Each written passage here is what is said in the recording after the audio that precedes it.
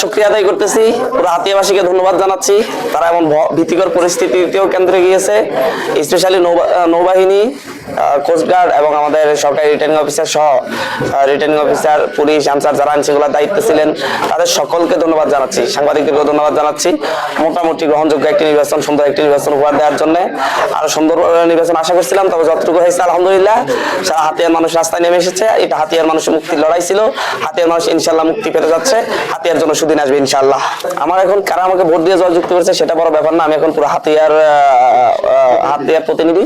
আমি হাতিয়ার দল মত বিষয়ে সকল মানুষের হয়ে কাজ করবো ইনশাল্লাহ। আর আমার যারা প্রতিনিধি প্রার্থী ছিলেন তাদের সকলকে সাথে নিয়ে আমরা ইনশাল্লাহ নতুন হাতিয়ার বিনিময়ের ব্যাপারে কাজ করে যাব। আর গত কয়েকদিনে যেই বাড়িঘরে হামলা হয়েছে এগুলোর ব্যাপারে প্রশাসনকে বলবো সুষ্ঠু তদন্ত করে, যাতে সন্ত্রাসীদের বিরুদ্ধে যারা এই ধরনের হামলা করেছে, একটা আতঙ্ক তৈরি করেছে, পুরো দ্বীপের মধ্যে একটা অস্থিতিশীল পরিবেশ তৈরি করেছে, তাদের বিরুদ্ধে যেন প্রশাসন তদন্তপূর্বক ব্যবস্থা নেয়।